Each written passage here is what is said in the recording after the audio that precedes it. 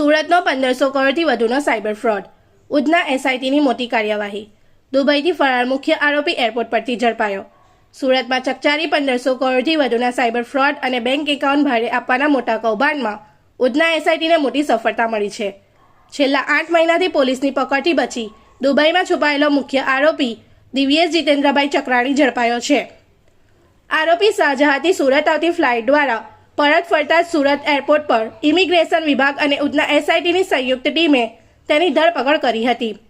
આરોપી વિરુદ્ધ અગાઉથી લુકઆઉટ સર્ક્યુલર જાહેર કરવામાં આવ્યો હતો, જેના આધારે તેની અટકાયત કરવામાં આવી।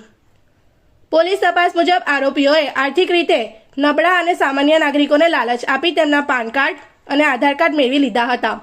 આ દસ્તાવેજોના આધારે ખોટા વ્યવસાય અને દુકાનોના સેટઅપ બતાવી બેંકોમાં કરંટ એકાઉન્ટ ખોલાવવામાં આવતા હતા। એકાઉન્ટ ખોલ્યા બાદ તેની welcome kit, chequebook, debit card તેમજ રજિસ્ટર મોબાઈલ સિમ કાર્ડ આરોપીઓ પોતાની કબજામાં લઈ લેતા હતા।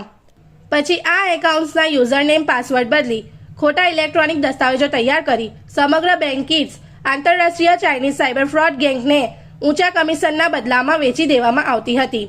આ સમગ્ર કૌભાંડનો પર્દાફાશ 21 મે 2025ના રોજ ઉધના વિસ્તારમાં વાહન ચેકિંગ દરમિયાન થયો હતો। ચેકિંગ સમયે શંકાસ્પદ Activa register number GJ05 TD7745 ચાલકની પૂછપરછમાં આ મોટો બેંક એકાઉન્ટ રેકેટ સામે આવ્યો હતો।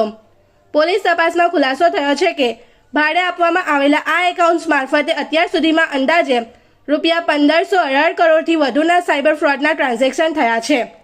આ રકમ આંતરરાષ્ટ્રીય ગેંગ દ્વારા વિવિધ સાયબર ગુનાઓ આચરીને આ એકાઉન્ટ્સમાં ટ્રાન્સફર કરવામાં આવતી હતી। મુખ્ય આરોપી દિવ્યેશ જીતેન્દ્રભાઈ ચક્રાણી, ઉંમર વર્ષ 26, ધંધો ટેક્સટાઇલ્સ, રહે Laxmi Nagar society, AK road, Surat, મૂળ વતન દેવળિયા, અમરેલી, છેલ્લા 8 મહિનાથી દુબઈમાં ફરાર હતો। સુરત પોલીસે તેની સામે લુકઆઉટ સર્ક્યુલર જારી કર્યું હતું। જેવો આરોપી સુરત એરપોર્ટ પર उतरियो तेवो તેને દબોચી લેવામાં આવ્યો હતો।